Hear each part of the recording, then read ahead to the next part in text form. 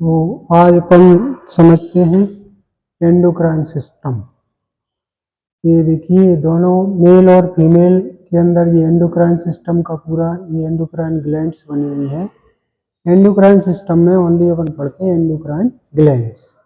Endocrine gland क्या होती है? एंडोक्राइन ग्लैंड वो है जो हार्मोन्स का सीक्रेशन करती हैं, यानी कि जिनसे केवल हार्मोन निकलते हैं, उनको कहेंगे अपन एंडोक्राइन ग्लैंड। तो बॉडी की ये सारी एंडोक्राइन ग्लैंड इसमें बनी हुई है। देखिए सबसे पहले अपन ब्रेन के लेवल पर जो रहती है उनकी बात करें तो वहाँ पर है पीनियल ग्लैंड और दूसरी है पिट्यूटरी ग्लैंड। गले के अंदर थायराइड ग्लैंड और उसके जस्ट पीछे रहती है पैराथायराइड ग्लैंड, और ये एक चेस्ट में रहती है स्टर्नम के पीछे थाइमस ग्लैंड। और किडनी के ऊपर दो ग्लैंड रहेंगी, इनको अपन सुप्रारीनल ग्लैंड भी कहते हैं और एड्रीनल ग्लैंड भी इनको कहते हैं। और पैंक्रियाज भी एंडोक्राइन है क्योंकि उसमें दोनों तरह की सेल्स होती हैं, एंडोक्राइन सेल भी हैं और एंडोक्राइन और एक्सोक्राइन दोनों तरह की ये ग्लैंड यानी कि मिक्स ग्लैंड होती है। तो इसको भी अपन एंडोक्राइन के अंतर्गत पढ़ते हैं। इसमें जो एंडोक्राइन सीक्रेशन वाली सेल्स होती हैं उनको स्पेशली नाम दिया है इजलेट ऑफ लैंगरेंस। और बाकी की दो ग्लैंड होंगी आपकी गोनेट्स के अंदर, मेल के अंदर टेस्टिस और फीमेल के अंदर ओवरीज। तो ये सारी जो ग्लैंड्स हैं इनको कहते हैं अपन एंडोक्राइन ग्लैंड। ये बॉडी का बहुत ही इम्पोर्टेंट एक सिस्टम है। अगर ये ग्लैंड्स हार्मोन सीक्रेट ना करें तो बॉडी का पूरा जो है पूरा रेगुलेशन, जो बॉडी के अंदर जो बॉडी का डेवलपमेंट हो रहा है, बॉडी के अंदर जो मेटाबॉलिज्म हो रहा है, बॉडी के अंदर की सारी जो प्रोसेस है वो हार्मोन से ही रेगुलेट होती है। अगर हार्मोन ना निकले तो फिर बॉडी का सारा ये सिस्टम वो पूरा इम्बैलेंस हो जाएगा, इसलिए हार्मोन का निकलना जरूरी है यहाँ पर। तो मैं एक एक करके सारे ग्लैंड्स के बारे में बताता हूँ, उनसे कौन कौन से हार्मोन निकलते हैं, उनका क्या क्या काम यहाँ पर हो सकता है। तो सबसे पहले अपन ब्रेन में जो सबसे इम्पोर्टेंट ग्लैंड होती है इसको अपन मास्टर ग्लैंड भी कहते हैं, पिट्यूटरी ग्लैंड। मास्टर ग्लैंड इसलिए कहते हैं क्योंकि ये जो है बाकी की जो सारे ग्लैंड्स हैं इन सबको रेगुलेट करने का ये काम करती है ना। तो ये जो मास्टर ग्लैंड है, पिट्यूटरी ग्लैंड है, इसके अगर इसका स्ट्रक्चर अपन देखें तो ये दो पार्ट में डिवाइड रहती है, यानी कि इसके दो लोब होते हैं, इंटीरियर लोब और पोस्टीरियर लोब। इंटीरियर लोब से अलग हार्मोन निकलेंगे और पोस्टीरियर लोब से अलग हार्मोन निकलते हैं। तो एंटीरियर लोब की अगर अपन बात करें तो इससे लगभग 6 या 7 हार्मोन यहाँ से निकलते हैं। सबसे पहला जो हार्मोन निकलेगा वो है ग्रोथ हार्मोन। ग्रोथ हार्मोन जो है बॉडी के डेवलपमेंट के लिए और उसका जो जनरल जो ग्रोथ हो रही है बॉडी की उसके लिए रिस्पॉन्सिबल होगा। एक होता है टीएसएच। टीएसएच जो है थायराइड ग्लैंड को स्टिमुलेट करता है जिससे कि थायरोक्सिन निकले, और थायरोक्सिन जो है अपने पूरे मेटाबॉलिज्म को रेगुलेट करने के लिए जरूरी होता है। एक होता है एसीटीएच। एसीटीएच का जो काम होता है वो एड्रिनल कॉर्टिकोट्रोपिक हार्मोन इसको कहते हैं अपन, जो एड्रिनल ग्लैंड होती है उसके कॉर्टेक्स को ये स्टिमुलेट करता है।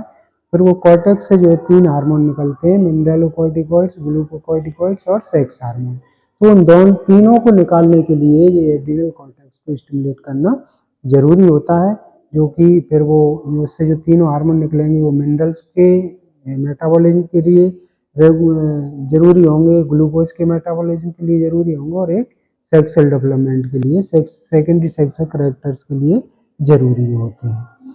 और अगर अपन बात करें पेंक्रियाज की तो पेंक्रियाज जो ग्लैंड है उससे अलग हार्मोन निकलेंगे। अभी अपन ने देखे कि पिट्यूटरी ग्लैंड से जो है 6 हार्मोन ये निकले। एक और निकलेगा जो ओवरी पे काम करता है, एफएसएच। एफएसएच मतलब फॉलिकल स्टिमुलेटिंग हार्मोन।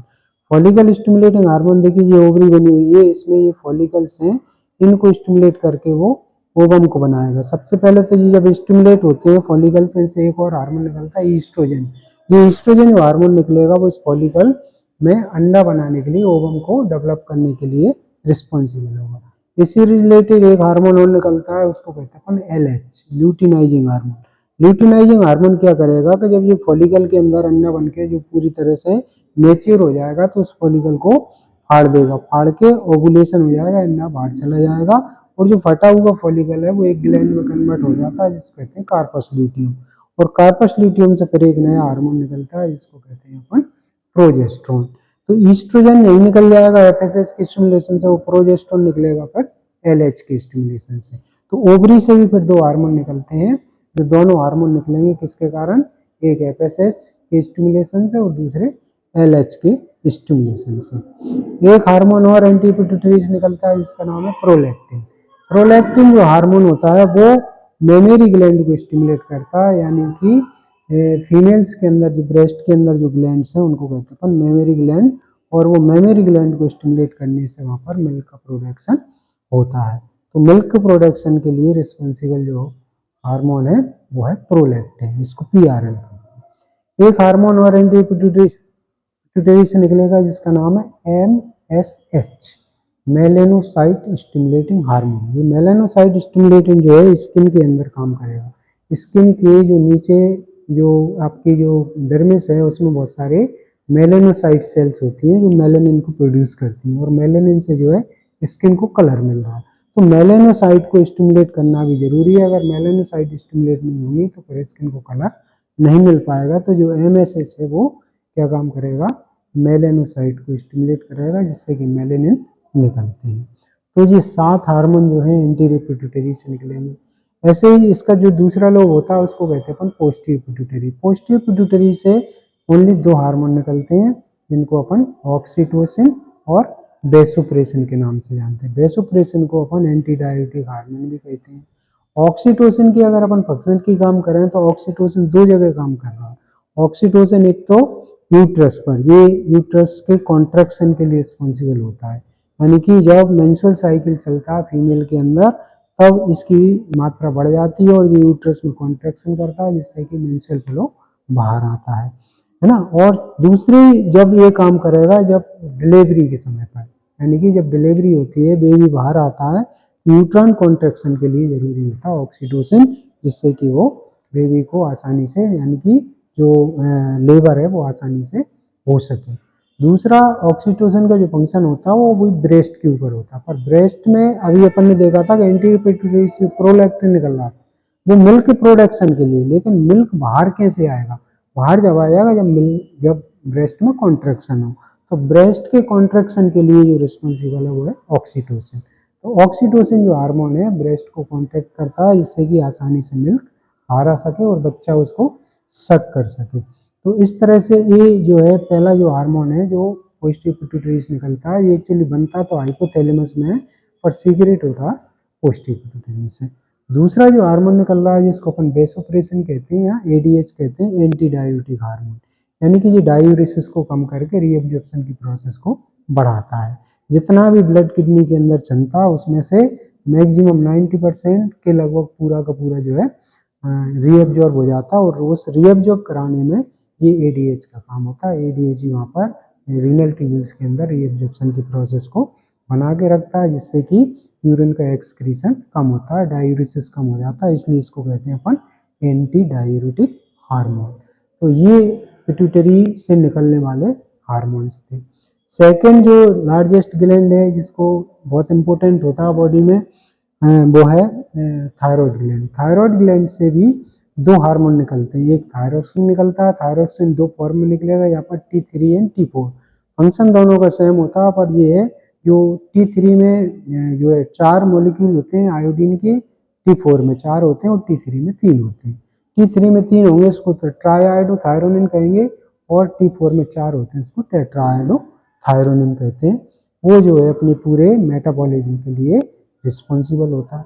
दूसरा एक और हार्मोन निकलता है, इसमें एक दूसरी तरह की सेल होती है थायराइड ग्लैंड के अंदर, इनको कहते हैं पैराफोलिकुलर सेल। जो थायरोक्सिन निकलेगा वो फॉलिकुलर सेल से निकलेगा, और जो कैल्सिटोनिन निकलेगा वो पैराफोलिकुलर। कैल्सिटोनिन जो है कैल्शियम की बैलेंस के लिए जरूरी होता है ब्लड में और बोन के अंदर, वो बैलेंस को बना कर रखता है। जस्ट इसके पीछे होती है पैराथायरॉयड ग्लैंड। पैराथायरॉयड जो ग्लैंड होती है उनसे पैराथार्मोन नाम का एक हार्मोन निकलता है, ये भी कैल्शियम और फास्फोरस के बैलेंस के लिए जरूरी होता है ब्लड में और बोन में, कैल्शियम और फास्फोरस की बैलेंसिंग को बना के रखता है। अब बात करते हैं इंपॉर्टेंट जहाँ पर ग्लैंड, एक थाइमस ग्लैंड है जी, पर बच्चों में ये ज़्यादा काम होता है इसका, बड़ों में इसका कोई ज़्यादा फंक्शन होता नहीं। इससे एक थाइमोसिन नाम का क्या हार्मोन निकलता है, वो थाइमोसिन जो क्या करेगा, जो प्रीमेच्योर लिम्फोसाइट को मैच्योर करने का काम करेगा। एड्रिनल ग्लैंड की अगर बात करें तो एड्रिनल ग्लैंड के दो पार्ट होते हैं, एक होता कॉर्टेक्स और दूसरा होता मेडुला। कॉर्टेक्स भाग से जो है तीन हार्मोन्स निकलते हैं जिनको अपन एड्रिनो कॉर्टिकोट्रोपिक जो हार्मोन अभी अपन ने देखा था एंटी पिट्यूटरी निकल रहा था वो कॉर्टेक्स को स्टिमुलेट करेगा, जिससे मिनरलोकॉर्टिकोइड्स निकलेगा, ग्लूकोकॉर्टिकोइड्स निकलेगा और सेक्स हार्मोन निकलेगा। मिनरलोकॉर्टिकोइड्स जो है मिनरल्स के मेटाबॉलिज्म की रिस्पॉन्सिबल है और ग्लूकोकॉर्टिकोइड्स ग्लूकोज के मेटाबॉलिज्म के लिए रिस्पॉन्सिबल है, और जो सेक्स हार्मोन निकलेगा वो सेकेंडरी सेक्सुअल कैरेक्टर्स के लिए मेल एंड फीमेल दोनों में रिस्पॉन्सिबल होता है। यहीं पे आप देख पा रहे हैं ये पेंक्रियाज है, पेंक्रियाज के अंदर जो है इजलेट ऑफ लैंगरहैंस होती हैं जिनसे हार्मोन निकलती है। तो हार्मोन सीक्रेटरी जो सेल है वो वैसे तो 4 प्रकार की होती हैं, अल्फा, बीटा, डेल्टा और एफ, लेकिन अल्फा और बीटा जो है बहुत इंपॉर्टेंट है, ये शुगर की बैलेंस के लिए रिस्पॉन्सिबल होते हैं। बीटा से जो निकलता है वो इंसुलिन, इंसुलिन जो है ग्लूकोज की मात्रा को कम करता है, ब्लड में कभी भी ग्लूकोज को बढ़ने नहीं देता। अगर कभी बॉडी में ग्लूकोज की कमी हो जाए यानी कि हाइपोग्लाइसीमिया हो जाए तो फिर ग्लूकागॉन काम करता है। ग्लूकागॉन लीवर में काम करेगा क्योंकि जो ग्लूकोज ग्लाइकोजन के रूप में लीवर में स्टोर हो जाता है उसको फिर से वो ग्लूकोज में बदल के ब्लड में ग्लूकोज के लेवल को बढ़ा देता है। सेम ऐसे ही जो है दो हार्मोन और इससे निकलते हैं पर उनका जो है बॉडी में बहुत ज़्यादा काम नहीं होता, कुछ पॉलीपेप्टाइड्स होते हैं वो उनका नुकसान ही होता, पर जो इम्पोर्टेंट हार्मोन है पेंक्रियाज के वो दोनों हैं, इंसुलिन एंड ग्लूकागॉन। इसके बाद बात करते हैं अपन गोनेट्स की। गोनेट मतलब मेल और फीमेल की सेक्स ग्लैंड। मेल के अंदर जो है वो टेस्टिस हैं और फीमेल के अंदर ओवरीज हैं। ओवरी जो है फीमेल के अंदर उससे दो हार्मोन निकलेंगे, अभी अपन ने देखा था कि एफएसएच जब स्टिमुलेट करेगा तो ईस्ट्रोजन निकलेगा और एलएच जब स्टिमुलेट करेगा तो उससे प्रोजेस्टेरोन। तो ओवरी के अंदर से दो हार्मोन निकल रहे हैं जिनको अपन फीमेल सेक्स हार्मोन भी कहते हैं, ईस्ट्रोजन एंड प्रोजेस्टेरोन, जो कि फीमेल के अंदर सेक्सुअल एक्टिविटी और सेकेंडरी सेक्सुअल कैरेक्टर्स के लिए आवश्यक होते हैं। सेम ऐसे ही टेस्टिस के अंदर भी हार्मोन निकलता है जिसका नाम है टेस्टोस्टेरोन। ये फीमेल के अंदर दो हार्मोन है और मेल के अंदर एक हार्मोन है जिसका नाम है टेस्टोस्टेरोन। टेस्टोस्टेरोन जो होता है वो भी सेक्सुअल एक्टिविटी के लिए, सेक्सुअल डेवलपमेंट के लिए और सेकेंडरी सेक्सुअल कैरेक्टर्स के लिए वो काम करता है।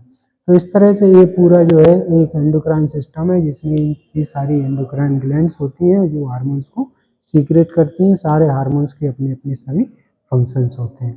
तो ये मैंने आज पूरा एक शॉर्ट में आपको ये एंडोक्राइन सिस्टम के बारे में बताया। आपको समझ में आया होगा कि कौन सी ग्लैंड से कौन सा हार्मोन निकल रहा है और उसका क्या क्या फंक्शन है।